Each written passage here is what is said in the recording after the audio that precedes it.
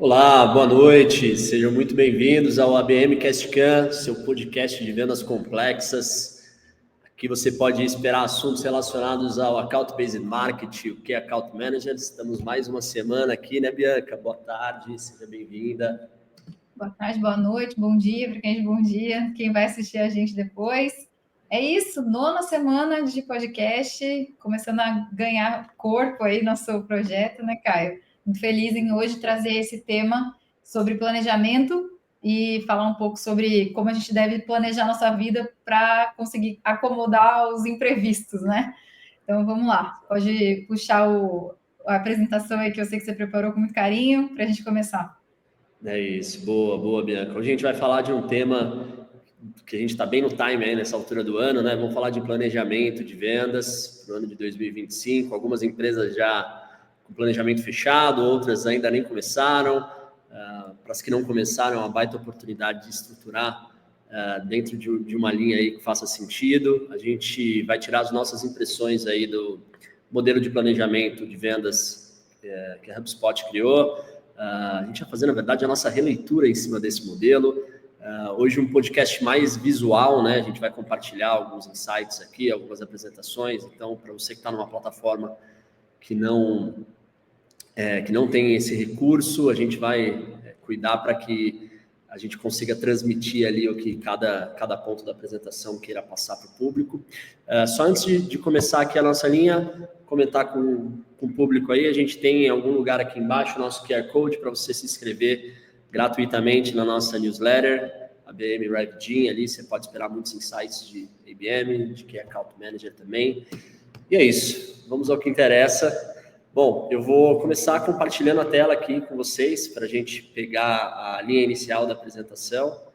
Só puxar aqui.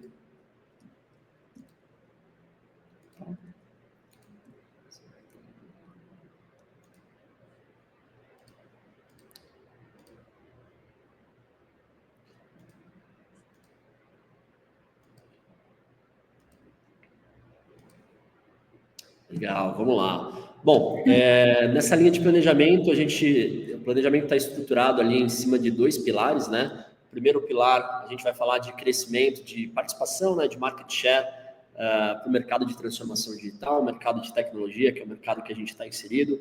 Como a gente consegue expandir a participação em contas target, em contas já existentes, aumentar a participação de uma determinada unidade de negócio, né? Por exemplo, uma unidade de cloud, como é que a gente aumenta a participação dessa unidade em contas que são foco para a gente. E o segundo pilar, a gente vai falar em alavancar o programa de contas target de empresas foco, né? Como que a gente consegue mais penetração de mercado, e a gente fala de boas práticas de aquisição, de account-based marketing também, tá bom? Bom, primeiro tópico aqui do nosso planejamento é a gente começar a ter mais consciência sobre a nossa estrutura, né? Estrutura de vendas, qual a representatividade de marketing dentro disso, a representatividade na área de desenvolvimento de novos negócios, de vendas e de Key Account Management, qual a contribuição de cada uma para construir um pipeline de vendas, e o que a gente tem que focar ali no desenvolvimento da equipe. Aqui eu trago um recurso visual nosso, que traduz aqui a operação de receita, né? A gente divide em algumas etapas a operação de receita, começando pela primeira etapa, onde eu tenho ali todas as ações de marketing, as ações de inbound marketing, de desenvolvimento de leads. A gente entende que marketing tem que estar muito bem alinhado com vendas, dentro do mesmo propósito, para que o marketing consiga servir vendas, né? Então, a gente tem algumas iniciativas aqui de inbound, focado em reconhecimento de marca, como LinkedIn Ads, por exemplo, algumas estratégias de desenvolvimento de leads para vendas complexas, como segmentação de contas ali no LinkedIn Sales Navigator, no Apollo também, e como que essa primeira caixinha, que tem o objetivo de ter um processo estruturado para desenvolvimento de leads, pode servir a segunda caixinha, né? A gente acredita aqui que cada área, cada etapa, ela é consequência de uma etapa anterior sendo muito bem feita, né? E com o mesmo objetivo. Então, a segunda caixinha que a gente tem é a caixinha de desenvolvimento de leads, de processo de desenvolvimento de leads. desenvolvimento de negócios, né? Que é servida pela primeira caixinha, aí sim, de desenvolvimento de leads. Né? Então, se a gente tem uma estrutura robusta ali de inbound marketing, né? Tanto para warners quanto para meio de funil, para relacionamento, a gente consegue servir a área tanto de qualificação desses leads, né? Quanto a área de outbound, ela também é servida pela área de marketing, né? Porque a gente começa a ter uma prática de outbound, de outreach, de estratégias de saída muito mais assertivas do que uma aquisição fria em si, né? A gente começa a ter ações relacionadas, focadas ali, na verdade, em leads que estão com um nível de interação maior, né? A gente começa a medir o comportamento do prospect e entrar em contato com leads que já estão mais engajados ali com as ações de awareness e de meio de funil, né? E aí a gente tem duas linhas, duas esteiras, né? Uma avenida de mão dupla. Em uma das vias, a gente tem as ações de qualificação dos leads de inbound, de levantadas de mão, né? Sendo feitas pelo SDR, pelo Sales Developer, e as ações de outbound ali sendo subordinadas ao Business Developer, que já é um profissional mais sênior, que vai entrar em contato ali com os leads que têm mais interação com as ações topo e meio de funil do inbound, tá bom? Como consequência dessas ações, a gente tem reuniões qualificadas, né? O que a gente chama de SQL, termino em inglês aí, mas trazendo aqui para o nosso mundo, é o lead qualificado por vendas, né? Quando que o lead é qualificado por vendas? Quando ele responde 3 perguntinhas, essas 3 perguntinhas são: é conta-alvo? É uma empresa que a gente quer atender? Sim. Quem está na mesa ali é um decisor, um tomador de decisão, ou no mínimo um influenciador? Sim. Existe uma demanda para o momento? Se a resposta for sim para as 3, a gente tem o que é conhecido como SQL, que é lead qualificado por venda. E a gente já entra nas etapas de pipeline, né? Que é esse recurso aqui mais cinza, né? Ali você tem uma reunião de discovery para entender se tem uma necessidade. Depois a gente pode partir para uma segunda reunião de demonstração. Nesse meio de caminho aí vão existir alguns alinhamentos, né? Alguns ajustes de escopo para, no final disso, a gente ter uma apresentação de uma proposta e ser iniciado ali uma negociação de escopo, né? O escopo estando ali na mesma etapa, por consequência disso, a gente entra numa negociação de preço, que aí é a fase de forecasting de vendas, né? Do forecast a gente tem 2 caminhos: ou fecha contrato, ou declina a oportunidade, que é natural, tá? E aí, quando a gente fecha contrato, a gente entra um pouco aqui no campo de sucesso do cliente, de onboarding, de key account management, que começa toda uma estratégia de CAM para que a gente mantenha esses clientes na base, para que a gente consiga fomentar de novo o pipeline aí com novas oportunidades dentro dessas contas já existentes, né, Bianca? Exato. Então, acho que como o primeiro ponto, assim, que quando a gente fala de planejamento de vendas, é perceber justamente a esteira que encaixa no final ali a gestão de contas, né? Então, depois que esse cliente entrou, né, tudo deu certo, a gente fica feliz, ele entrou, ele é uma conta ativa agora, não é possível desconectar uma coisa da outra, né? O planejamento de vendas precisa acomodar também o pessoal de gestão de contas.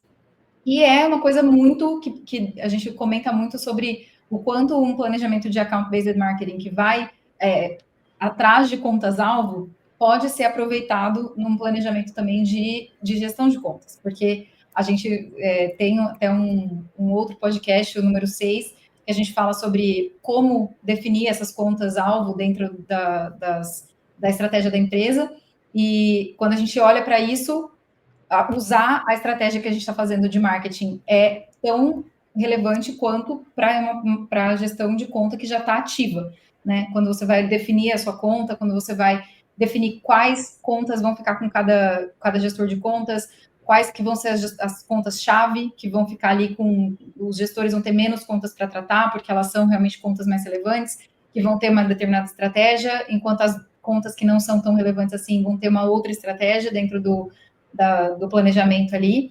Então, acredito que usar isso como para embasar e para suportar o time de Key Accounts deixa um pouco mais uniforme, né, o planejamento e toda a estratégia, e tira um pouco daquela questão de o profissional ter que fazer as coisas um pouco do jeito que ele quer, né? Tira um pouco essa questão de o profissional precisar ser muito proativo em buscar novas informações para conversar, para abrir uma conversa com o ponto de contato dele e tudo mais.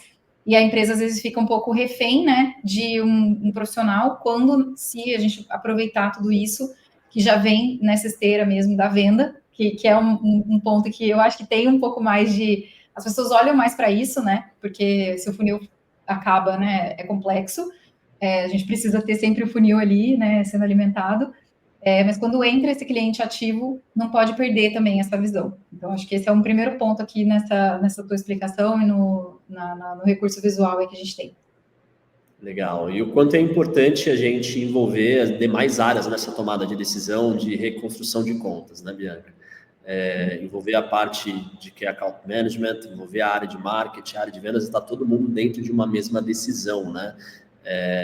E a gente considerar também a área de relacionamento, na tomada de decisão, na definição dessas empresas-alvo, né? Porque a gente tem todo mundo dentro de uma mesma página e o mesmo objetivo, né? Tá. Muito bom. Vamos para a próxima etapa aqui. Bom, uma vez que a gente falou de estrutura, a gente entendeu já o recurso que a gente tem, qual o tamanho do time que a gente tem, o que a gente pode contar, quem lidera cada área, quais são os pontos de passagem de bastão ali entre as áreas, como essas áreas têm que estar orientadas aos mesmos indicadores, né? Para que a gente tenha sucesso. Agora a gente vai falar sobre definição de mercado-alvo, né? Tem um pouco a ver aí com esse tema que a gente falou agora do episódio 6, sobre construção e reconstrução de contas target. Então, a gente vai falar primeiro de segmentação de localização, né? De empresas, de personas dentro dessas empresas, de buyer personas, se a gente considera filtros ali regionais ou não. A gente vai falar também de eventuais exclusões que precisam ser feitas, de trade-offs, né? Definições de perfis que não fazem sentido ser foco, tanto de empresa quanto de profissionais. E, por último, a gente vai falar do terceiro pilar aí de experiência, né, desse prospect ao longo de toda a jornada, né? Então, aqui a gente está com o recurso visual, onde a gente explica um pouquinho sobre a definição de contas target, né? No mercado de tecnologia, de vendas complexas para tecnologia, transformação digital, é muito comum no Brasil. Esse mercado geralmente tem dois segmentos-alvo, né? Que o primeiro deles é o segmento financeiro. Essas empresas do mercado financeiro, como bancos médios, seguradoras, empresas de meio de pagamento, acabam demandando muita transformação digital e tudo que não é core business faz sentido terceirizar. E o segundo mercado é o mercado de varejo, né? A gente está falando de grandes redes atacadistas, supermercadistas, varejo de vestuário também. Então, como que a gente utiliza ferramentas como o LinkedIn Sales Navigator para encontrar essas empresas. E aí, quando a gente está falando de selecionar essas empresas, separar o joio do trigo, legal. Estou falando de atender bancos médios, mas será que todos os bancos médios fazem sentido?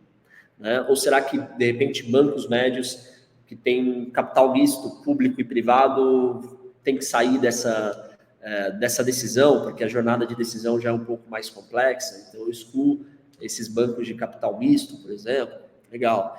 Se eu estou focando em, sei lá, seguradoras, eu vou focar aqui em determinar a conta da Sul América ou da Porto Seguro como duas contas-alvo, né, porque são nacionais, e posso excluir ali, de repente, a AIL, ser uma empresa de fora do Brasil, ter operação do Brasil, mas a tomada de decisão é top-down fora do Brasil, então pode não fazer sentido. Então, a gente trabalha nessa exclusão também, tá? Segundo ponto, né? Bom, uma vez agora a gente já tem as contas, já definimos as empresas que a gente quer como foco, a gente está no visual aqui que a gente começa a entender o organograma dessas empresas, né? Geralmente, no mercado de tecnologia, é muito comum a gente olhar para a área de tecnologia, porque é ali que estão acontecendo os desafios de desenvolvimento, né? As dores da esteira de desenvolvimento, e a gente foca ali em cargos de decisão, né? Como CTO, CIO, head de tecnologia, diretor de tecnologia, e a gente quer abrir uma oportunidade de conversa ali com esses cargos, porque eles estão vivendo os desafios ali de desenvolvimento no dia a dia, né? Ok, mas olhar só para essa área talvez não seja tão estratégico, né? E a gente defende aqui, com o passar dos anos aí de experiência que a gente tem nessa área, que a gente tem que olhar para outras áreas também da empresa, que é o que a gente chama de áreas de negócio, porque é dentro de uma área de negócio que nasce uma demanda de desenvolvimento, por exemplo. É dentro de uma área de marketing que nasce uma demanda de BI Analytics. É dentro de uma área jurídica que nasce uma demanda de automação, por exemplo. E aí essas áreas acabam demandando para a área de tecnologia executar isso, né? Conversando com o gerente de produto que você entende necessidades de atualização ali, né? Então, a gente começa a ter uma definição ali de pessoas que tenham cargos que são tomadores de decisão, ou no mínimo influenciadores dentro dessas áreas também. E aí a gente começa a procurar essas pessoas dentro dessas empresas. Tranquilo? Tem alguma observação até aqui, Bianca?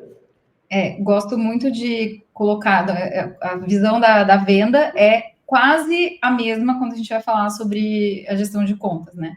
Então, uma vez que esse cliente entrou, né, todos os decision makers, eu acho assim, é um processo, a gente vai falar até de onboarding, né? Passagem de bastão, acho que é um fluxo e um momento muito decisivo para até garantir que todo o planejamento, que todas as estratégias vão acontecer de forma fluida, né? Porque se o vendedor mapeou diversos tomadores de decisão, diversos stakeholders que participam do projeto, que participam de toda a montagem desse escopo, e na hora de fazer a passagem de bastão para a pessoa gestora de contas, isso não é contextualizado, a pessoa fica um pouco sem visão, pode ser que a estratégia se perca, que comece a haver muita pressão, que comece a ter ruído de comunicação, e isso pode acarretar até num fracasso do projeto, né? Então, eu acho que ter essa visão de que precisa haver essa comunicação faz com que tudo ocorra da melhor maneira para a empresa e até para as pessoas envolvidas, porque, né, a gente, enquanto gestor de conta e vendedor, a gente quer ver nossos projetos indo bem, indo de uma forma boa, né, acontecendo, todo mundo feliz, né, o cliente chegando no resultado que ele esperava, atingindo as metas que ele esperava com aquilo também, usando seu produto, usando seu serviço, e enquanto isso, do nosso lado aqui, a gente feliz também com os resultados dos nossos clientes dentro da empresa, mantendo a saúde ali financeira da empresa e tudo mais. Então, para mim, essa visão, né, de quem é o tomador de decisão, quais são as pessoas importantes de olhar para cada conta, e quais são os pontos de contato com elas, se a gente vai falar com elas de forma mais high touch, vai ser reunião, vai ser e-mail, vai ser só um WhatsApp, vai ser alguma coisa mais cadenciada de uma forma mais automática, né, através de um CRM. Todas essas questões são relevantes aqui, e voltamos ao ponto da personalização, né, que cada decision maker vai ter a sua comunicação. Você não vai falar a mesma coisa para a pessoa operacional que usa seu SaaS ou sua ferramenta, sua solução no dia a dia, que é um cliente extremamente importante ali dentro do fluxo, que você vai falar com o tomador de decisão que fala, né, bate sim ou não em um upsell de conta. São coisas diferentes, né? E aí, às vezes, deixar muito no freestyle pode ser prejudicial, né? Então, acho que essa parte aqui é bem importante para traçar o planejamento com calma. Exato. Achei muito legal o que você trouxe, porque casa muito com o que a gente conversou no episódio anterior com o Caetano Mafra, né? Sobre considerar todos os stakeholders, né? Às vezes a gente fica muito focado só no centro de decisão, beleza? Eu tenho que ter mapeado ali no centro de decisão quem são os decisores, os influenciadores, como é que eu me comunico com cada um, como eu personalizo minha forma de me comportar, de agir, de me comunicar, mas também se a gente desconsiderar outros stakeholders, como usuários que vão dar feedback sobre uma aplicação, por exemplo, né, a gente acaba perdendo uma oportunidade. Então, o Caetano entrou bastante nesse ponto aí de fazer mapa por completo, né? Porque é muito... Quando a gente fala só de aquisição, de account-based marketing, a gente sempre vai focar em duas coisas, né? O ser humano toma decisão por dois motivos. Ou seja uma decisão de aceitar uma reunião ou fechar um contrato. Ou é para curar uma dor ou é para atingir o objetivo. 95% é para curadores, né? Então, a gente fala em personalizar só a comunicação, focando em dores e objetivos. Agora, quando a gente fala de Key Account Management, o buraco é mais embaixo, né? A gente tem uma inteligência mais complexa aí, né? Achei legal que você trouxe também, Bianca, a questão de mapear a jornada desse stakeholder, né? Quando a gente entende o time que a gente tem, entende quais empresas a gente quer atender, entende quem são os stakeholders, decisores, influenciadores, é muito importante a gente ter uma estratégia ali de início, meio e fim, quais etapas e quais pontos de contato a gente vai ter com esses stakeholders. Então, é muito importante começar dentro do planejamento a desenhar um fluxograma dessa jornada, né? Seja de aquisição de contas novas ou seja de relacionamento com contas existentes, né? Então, aqui eu trago... Até porque é um ponto que é importante dizer, gente, a gente fala aqui, né, a teoria é tudo muito legal, no dia a dia é muito mais difícil fazer isso de forma tão estruturada. Quanto antes você para fazer um mapeamento de quem são os seus stakeholders na conta, quanto mais cedo você fizer isso, menos trabalho você vai ter no futuro, porque vai encavalar, né, senão vai se encavalar tudo, e aí quem consegue parar por algum tempo ali para respirar e fazer algo tão estruturado assim, né? A gente sabe que no dia a dia é difícil. É difícil. Então tem que ser um momento de planejamento e ser revisitado. E é natural que ao longo do ano de 2025 você vá revisitar. Isso aqui não é uma estátua ali que tem que ficar, a gente tem que bater uma foto dela hoje, no final de 2025 colocar essa foto de novo, né? A gente vai lapidando, ajustando esse fluxograma. Agora, a importância de ter e não ter, essa semana a gente fez uma reunião com um potencial cliente que ele está seguindo todas as etapas certas, só que ele está alimentando leads fio dentro de uma etapa de pipeline, está com uma visão como se o pipeline dele fosse gigante, e na verdade 80% daquilo é frio, são stakeholders que não têm contato nenhum. Então, é importante você entender ali início, meio e fim, definir essas etapas e ir revisitando elas, né? Mas vamos lá.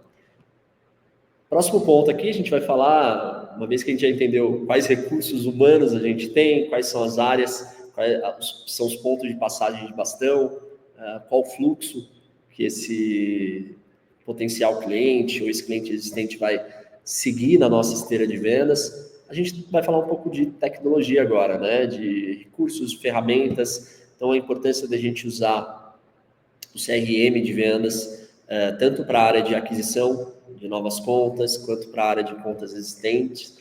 A gente seguir ali o Sales Enablement, né? Seguir os processos definidos por essa área, e a gente entender ali documentos adicionais de estudo de caso, materiais, suporte, né? Aqui eu estou trazendo um recurso visual de duas formas de se enxergar uma usabilidade de CRM. Então, na primeira forma ali, uma visão do usuário, né? Por que é importante você usar um CRM? Por que eu não deixaria de usar um Excel? Minha jornada de vendas aí foi Excel durante muito tempo, né? Mas qual o problema do Excel? O Excel ele não te avisa a próxima atividade, esse é o principal motivo, né? Para os usuários ali, para os vendedores, para os key account, né? Então, por que você manter o preenchimento ali de um CRM? E depois disso, como é que o CRM impacta a vida do líder de vendas também, né? Porque é dentro de tinha até um ex-líder meu que brincava, não está no CRM, não existe. Assim, se não está no CRM, a gente não conversa sobre. Mas eu conversei, mas eu tive aquilo, tem uma oportunidade. Ela existe, mas não está no CRM, né? Então, a importância de medir esses indicadores, a importância de compartilhar esses indicadores antes das reuniões, né? Até lembrar aqui uma coisa que eu ouvi ali da prática do Bezos, né? O Jeff Bezos tem uma prática ali de divulgar a pauta da reunião antes, para ter reuniões mais produtivas. Então, é importante esses indicadores estarem...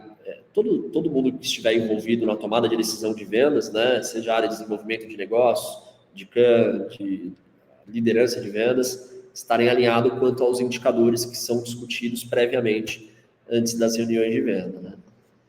E uma coisa que eu ando vendo, assim, eu vejo as pessoas comentarem sobre CRM, aquilo, algoritmo, a gente começa a pesquisar, começa a vir tudo sobre isso, né, nos feeds, e eu vejo as pessoas comentando assim, existem dois tipos de times, né, os que fingem que preenchem CRM e os que não preenchem CRM, né, porque é algo, de fato, que exige uma certa disciplina, e o que você falou, né, por que fazer? Acho que a gente enquanto, né, qualquer profissional, a gente tem milhares de atividades. A gente vai escolher as que são mais relevantes para a gente, né? E se a gente não vê um motivo real para você fazer determinada tarefa, que em certo sentido é maçante, é meio chato de fazer, exige ali tempo, né? Você vai, o tempo do café, o tempo do, né? É um tempo dedicado. Você tem que se desligar das outras distrações para poder preencher de forma tranquila. E quanto mais focado você tiver, mais rápido vai ser. Quanto mais rápido você fizer o preenchimento depois de uma reunião, depois de uma conversa, também mais apurado vai ser.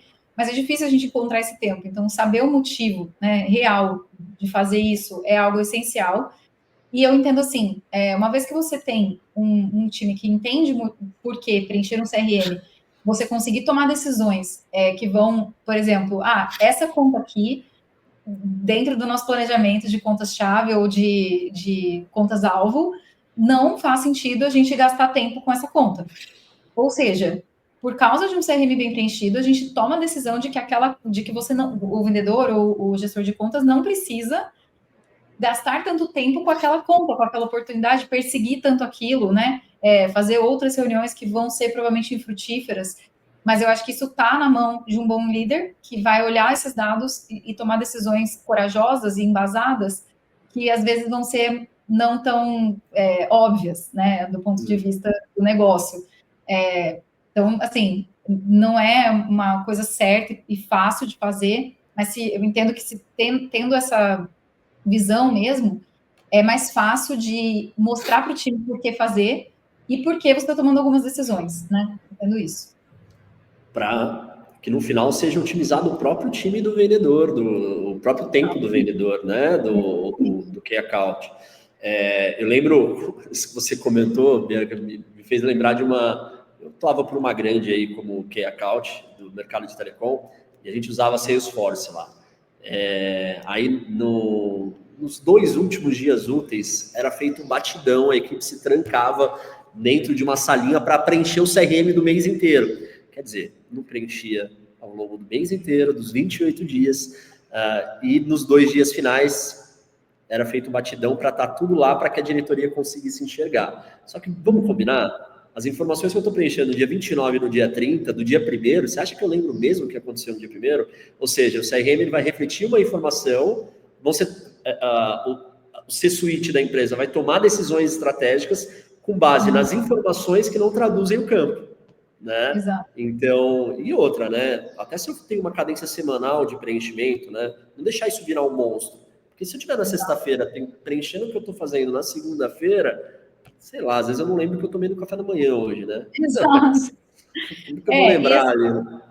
E nesse sentido, ser esperto, né? De usar a tecnologia e as ferramentas, não só o CRM, mas hoje a gente tem funções aí, tanto da inteligência generativa que ouve reunião, consegue fazer ali um resumo dos tópicos abordados, para você ter um trabalho só de fazer um copia e cola, né? Tem muita coisa nova aparecendo, tem coisas que já estão acopladas dentro da própria ferramenta ali num Copilot que você pode aprender a usar, então também não ter essa preguiça, né, de estudar um pouco, de mudar um processo, mas que vai te ajudar muito, né, no futuro, quando você adota aquilo, para que fique mais fácil.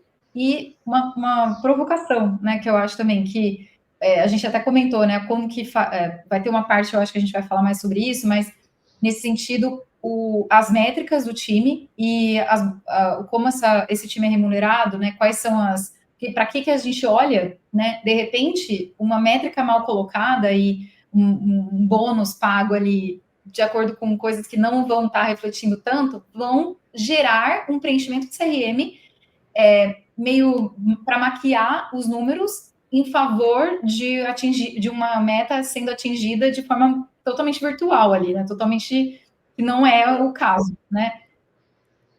Esse exemplo que você deu me vem muito no meu mundo aqui, empresas que remuneram por performance ali o time de SDR por reunião agendada, né?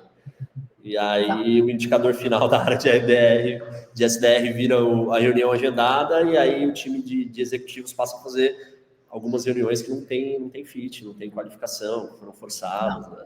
Às vezes os caras não sabem nem por que tá ali. Exato.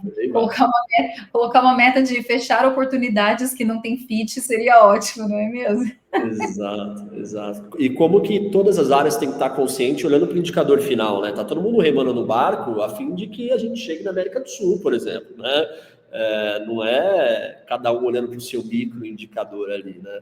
E só um último insight sobre isso. Eu comecei a carreira como teleoperador, né, de telemarketing, né? Numa grande aí também. Quando eu terminava o atendimento do cliente, eu não podia fechar o atendimento, eu era cobrado por TMO, que é tempo médio da operação. O cliente desligava, eu tinha que ficar ali mais 1 ou 2 ou 3 minutos preenchendo o CRM, né, com as informações ali, porque só contava como término do atendimento quando eu terminasse o preenchimento. Então, assim, uma dica minha, eu sei que executivos de venda, né, tem uma senioridade bem elevada, mas quando desligar com o cliente, eu acho que essa organização, se você estiver usando um aplicativo de AI, como o TDLV lá, que é da Alemanha, que está bem famoso, de fazer os bullet points de próximos tópicos ali da reunião, usa 5 minutinhos, né? Só termina a reunião de fato quando você tiver preenchido isso no CRM. Mas bora lá. E a senioridade, acho que quanto mais sênior, menos a gente quer fazer isso. Exato. Então, eu me provoco sobre isso o tempo todo. Então, uma provocação para todos nós. E se a gente for refletir, não é nem uma questão de senioridade ou não, né, Bianca? É uma questão da capacidade, a cabeça humana não comporta todos os próximos steps ali, né? Então, principalmente pela complexidade e quantidade de stakeholders que você se relaciona, né? Exato. Vamos para o próximo tópico aqui, que a gente fala de análise de posicionamento, né? Condições de mercado, como é importante saber em que contexto a empresa se posiciona, que proposta de valor ela gera para esse mercado. E a gente traz conceitos aqui de marketing que já são bastante conhecidos aí, provavelmente, pelo público. A definição de mercado ali por TAM, SAM e SOM, né? Então, o TAM é a gente entender qual é o tamanho do mercado possível, né? Vou dar um exemplo disso. O tamanho do meu mercado possível é o mercado de varejo. Tenho muita experiência, já atendi muitos clientes nesse mercado, já tive X anos de CLT nesse mercado. Então, o mercado varejista é o meu mercado TAM. Tá, beleza. Dentro do mercado varejista, qual é a proporção dele que é adequado para o teu business? Às vezes, o produto ou serviço que você entrega não agrega tanto valor para o varejo de vestuário, mas agrega muito valor para o varejo atacadista. Então, o teu SAM, né, o teu mercado endereçado de serviço é o mercado atacadista, por exemplo. Né?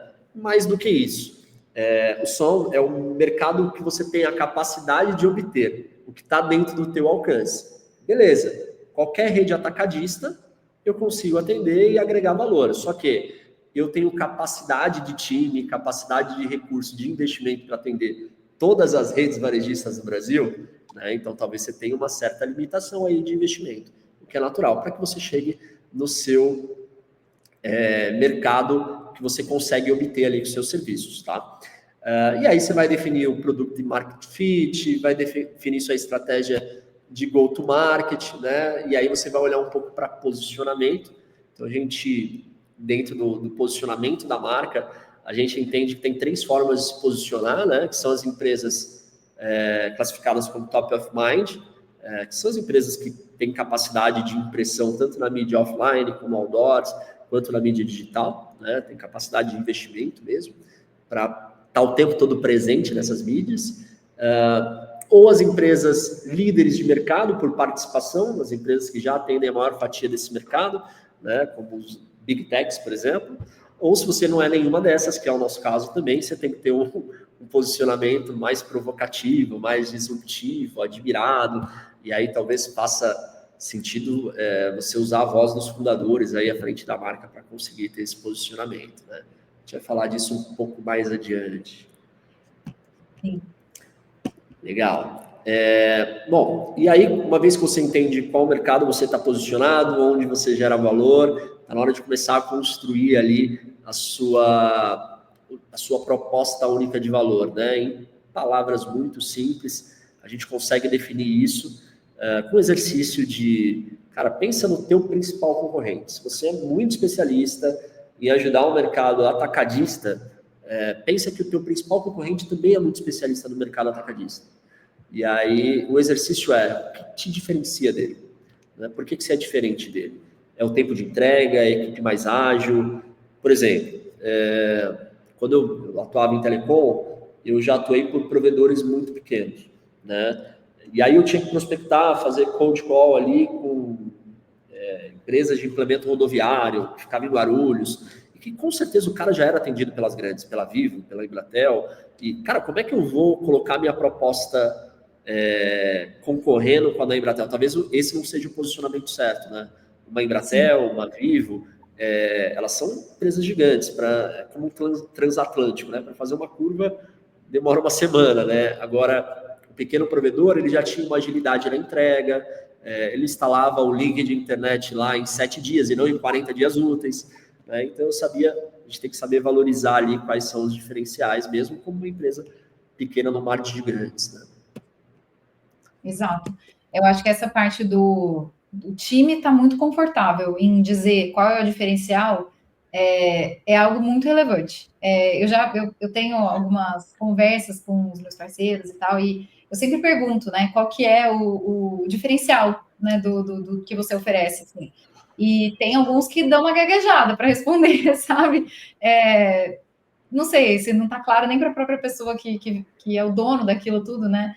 Imagina para um time de vendas. Estou falando de um cenário de empresas pequenas, né? Às vezes familiares, mas às vezes pensar nisso e conseguir deixar 2 linhas muito claras sobre quais são os seus diferenciais, seja seu público-alvo, que é mais especializado, seja, enfim, um tipo de serviço que você oferece, seja o estilo do café que você serve na sua copa, não importa, né? Estou falando de cenários aqui, que da minha realidade um pouco, mas pode ser qualquer coisa, né?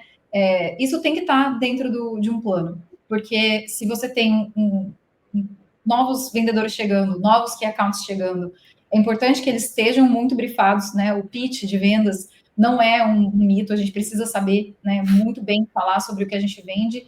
Acho que isso é 01, né? A aula 01 de vendas, mas o quanto a gente percebe a negligência nesse sentido, acho que a gente toma como garantido, né? Acho que está dado, né? Que todo mundo sabe fazer, e na verdade não. É importante reciclar, fazer às vezes um acompanhamento de ouvir, né, as pessoas conversando sobre aquilo, relembrar quando tem uma promoção, né, fazer canais de comunicação interno para que todo mundo esteja na mesma página quando estiver rolando alguma oferta, alguma coisa mais de algum período, né, de promoção, de campanha, enfim, tomar cuidado com isso e essa proposta de valor única ser algo que está na ponta da língua de todo mundo, assim, parar no corredor, né, chamada ali, perguntar o que é, para que as pessoas consigam estar com isso muito claro na hora de falar com o cliente, né? Legal. E até para saber de posicionamento, né? Porque às vezes a gente fica, nossa, tem uma oportunidade, está rolando uma RFP no cliente, tem uma concorrência para o serviço que a gente presta, mas, cara, sei lá, nesse exemplo que eu dei, eu não vou participar de uma RFP que esteja concorrendo a Embratel e a Claro, né? Eu não vou ganhar. Então, eu sei o meu posicionamento, eu vou participar de uma oportunidade para o link de backup, né? Por exemplo, né? Então, é importante ter isso bem claro aí na ponta da língua para saber onde a gente se posiciona e o que a gente deve comprar como briga nossa ou não, né? Exato. Vamos lá. Próximo ponto aqui do planejamento é estratégia de marketing. Como o marketing sustenta a área de vendas, né? Eterna briga. E assim, quando na verdade é tudo uma família, né? Tipo, briga de irmão, tá todo mundo olhando para o mesmo resultado. Primeiro são os objetivos da empresa, depois os objetivos da equipe, depois os objetivos do indivíduo, né? E o grande problema quando acontece essa briga é que tem os indivíduos ali no dia a dia olhando para os seus indicadores pessoais, né? Vamos dizer assim, né? Exato. E é por isso que acontece. Assim, a pessoa de marketing começa o que a pessoa de vendas termina, né? É um fluxo, não tem como.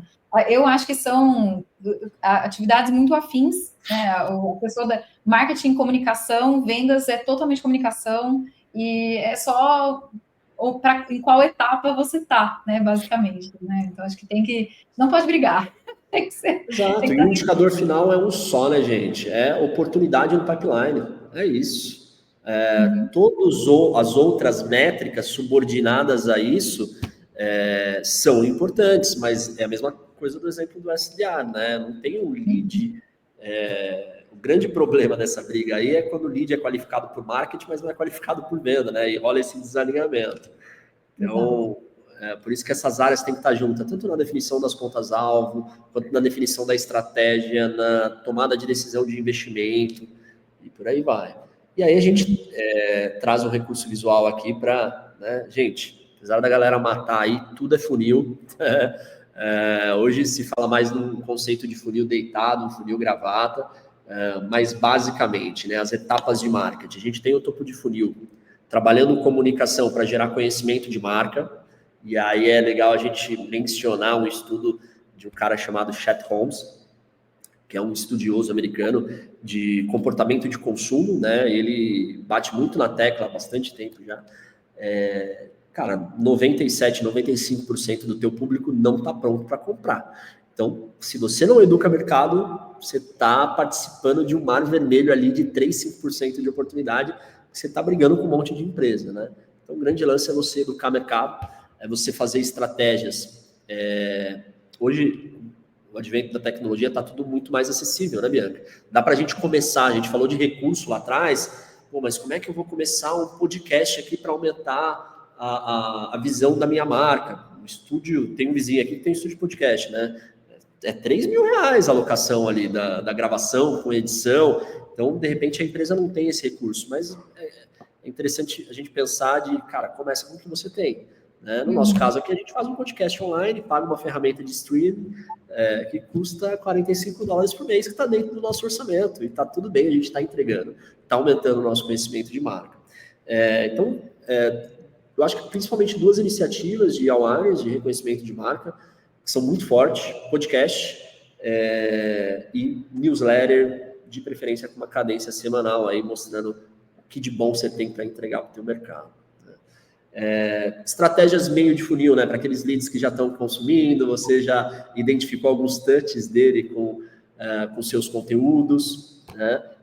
Começar a impactar esse público com campanhas de relacionamento por e-mail, ofertando alguma ferramenta que gere valor, que cura uma dor, como uma planilha de ROI, ou um guia completo, ou um playbook mais denso, ou uma pesquisa, um estudo de mercado que é valioso para ele, que resolve uma dor latente. Porque é com base nessas estratégias fortes de meio de funil que a gente tem ali os leads, os decisores e influenciadores interagindo com isso. E aí, olha que interessante, ao invés de, na próxima etapa, que é uma tomada de ação da tua área de outbound, de prospecção, ficar entrando em contato com leads que nunca interagiram com a marca, que não conhecem, fazer estratégias de cold call que funcionam, sim, se bem idealizadas e bem praticadas. E se a sua área de outbound passasse a entrar em contato com esses leads que baixaram uma planilha de ROI que resolve uma dor X ou Y, e aí esse outbound pode estar vestido com uma roupa de suporte, né? Olha, eu vi que você baixou a planilha de ROI,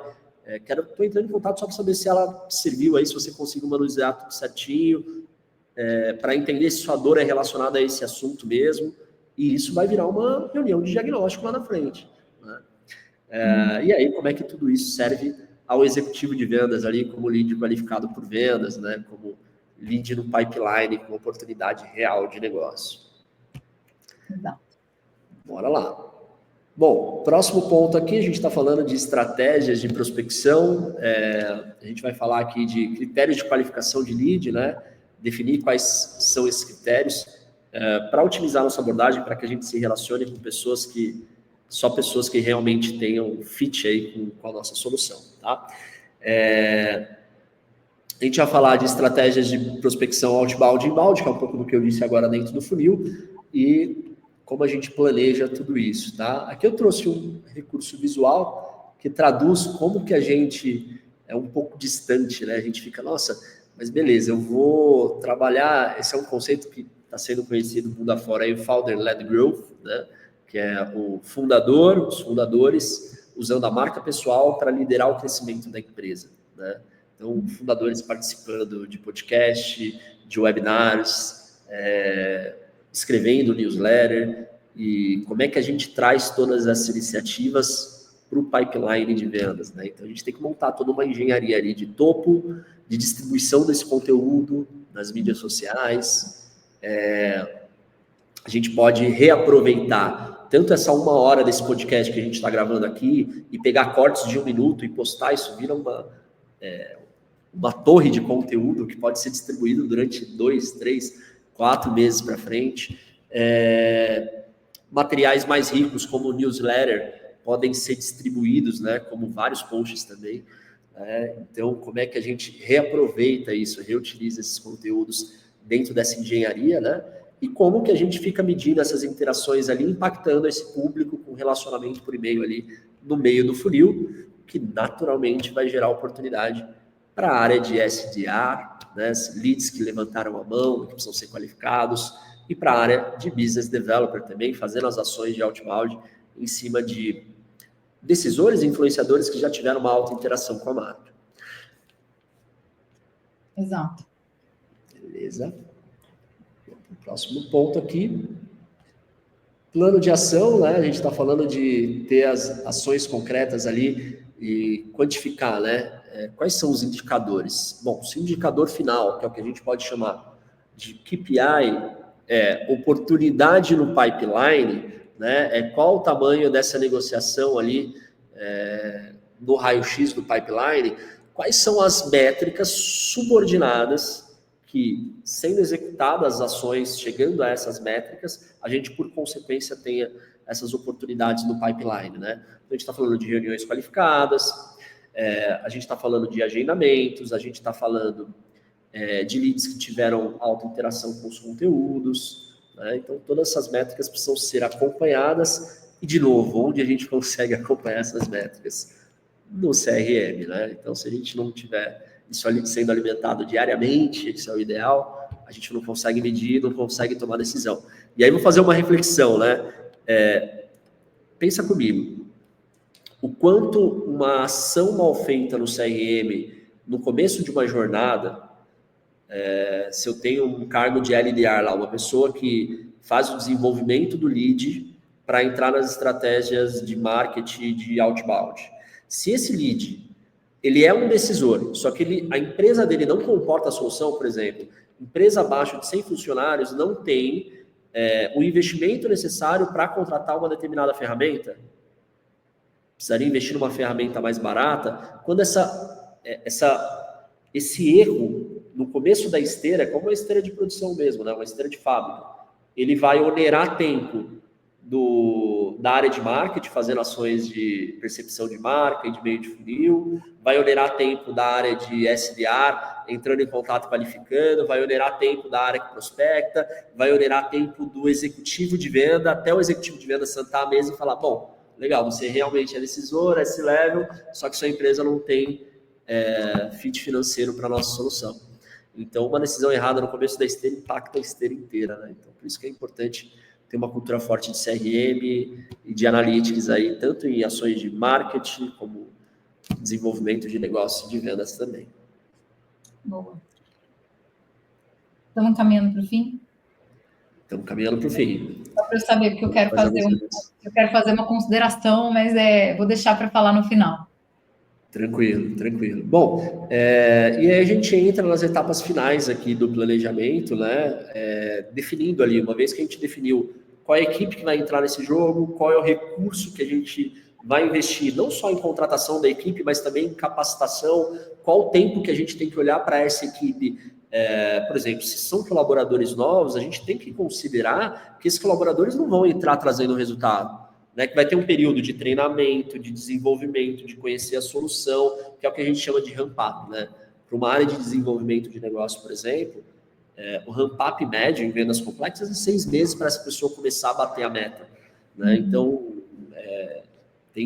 vejo muitas empresas colocando esses profissionais e esperando o resultado no segundo mês, né? E estressando isso. Tanto em expectativa de resultado com esse colaborador, e esse colaborador acaba desengajando com aquele propósito da empresa, e aí de novo, né, quando a gente fala de vendas complexas, a gente já fez alguns posts falando desse assunto, seja account-based marketing, que é account management, a gente está falando de ciclo de venda longo, 3, 6, 9, 12 meses de negociação. E quando a gente fala de ciclo de vendas longo, nada acontece do dia para a noite. Se você está com desespero de resultado agora para o quarto, para o seu resultado, para o teu falta de resultado do teu pipeline forecast para novembro e dezembro, isso é um problema do que você não executou lá em janeiro, amigão. Não é uma mágica agora que você vai fazer, vou contratar, sei lá, uma account-based marketing, uma estratégia de CAN e vai dar resultado. Cara, esquece, melhor você não contratar. O que você vai começar a fazer hoje é uma plantação para que você tenha um pomar dentro de casa, dando fruto lá em agosto, lá em novembro. Total. Então é importante olhar para isso. E a gente estava comentando até no off, né, sobre essa questão dos recursos e tal, e como é importante, enquanto a pessoa de venda, você não achar que é o super-herói, falando como líder de vendas, né, a pessoa que está ali determinando estratégias, para não fazer sozinho, porque você tem, teoricamente, você tem alguém que entende muito de finanças dentro da sua empresa, seja uma área, seja uma consultoria, se for uma empresa menor, vai ter uma pessoa, sei lá, uma contabilidade ou uma assessoria financeira que pode ajudar nesse sentido, para você entender realmente os impactos, né, o custo de um cliente, tudo que a gente falou, né, o quanto aquele cliente de fato custou para ser adquirido, quanto ele custa para a sua operação, se ele realmente, quanto ele está te trazendo de receita, realmente é lucro, é margem, né, eu acho que é óbvio que é importante a gente saber que isso existe, né, mas ter uma pessoa que é gabaritada para isso, que só olha para isso, auxiliando nesse planejamento, acho que é essencial. Não acho que qualquer empresa consegue ser saudável financeiramente sem esse tipo de cuidado.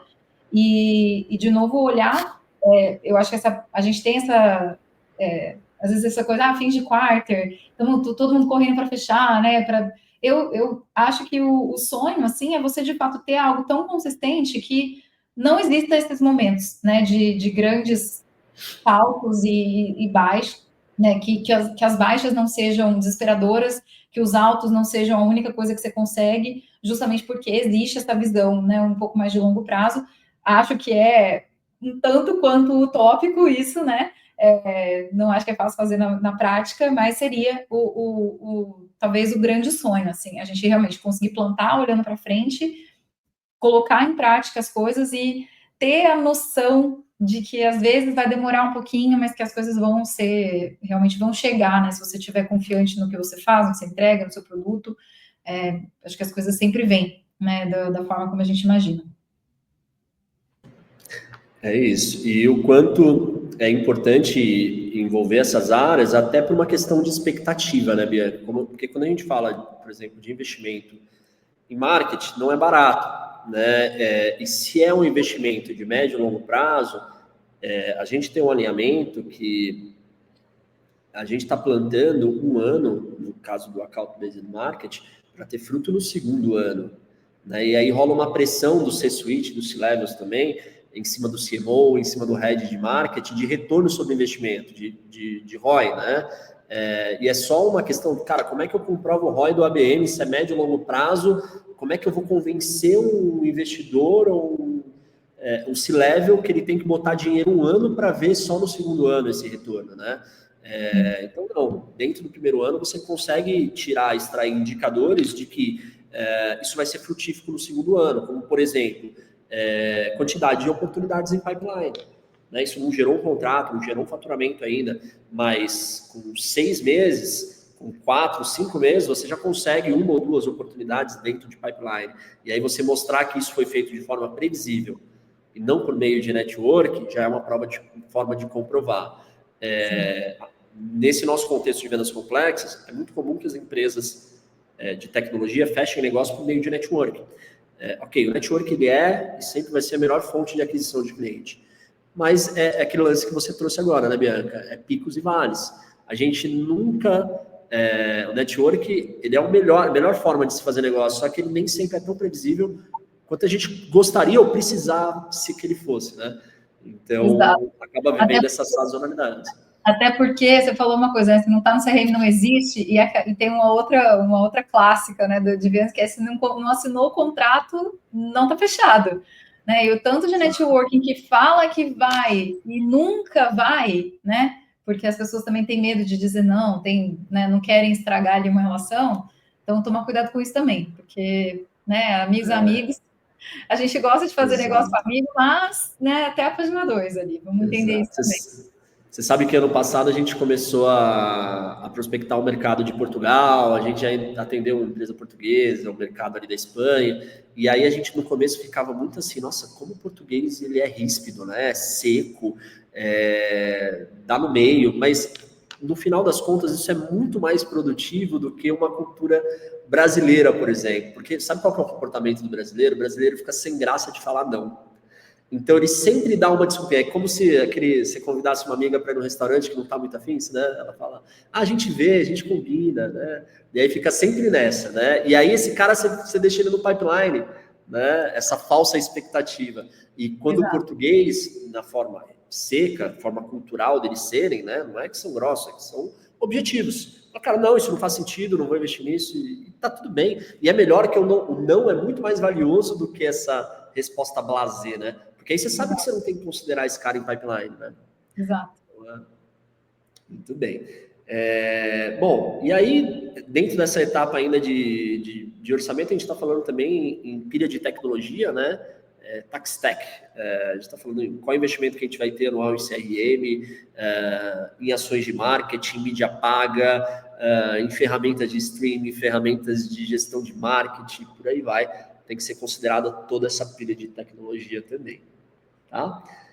Legal? Bom, então a gente está chegando nos minutos finais aí, espero que vocês estejam acompanhando, engajados, que esteja fazendo sentido aí para o planejamento de 2025 de vocês. Então, só recapitulando, né, aqui a gente viu desde o começo como definir o time que vai participar das iniciativas, como você construir uma esteira, né, como se fosse uma esteira de fábrica mesmo, de operação de receita, e que ali você tem várias áreas como a área de desenvolvimento de lead, de marketing, de reconhecimento de marca, a área de desenvolvimento de negócios, venda, que é account management, todas essas áreas servindo ao mesmo objetivo, que é pipeline de vendas. Entendeu que você tem que começar a definir quais contas você coloca ou não coloca, quais são os critérios, como você toma essas decisões, que áreas internamente na sua empresa você envolve para tomar essas decisões, né, Bianca?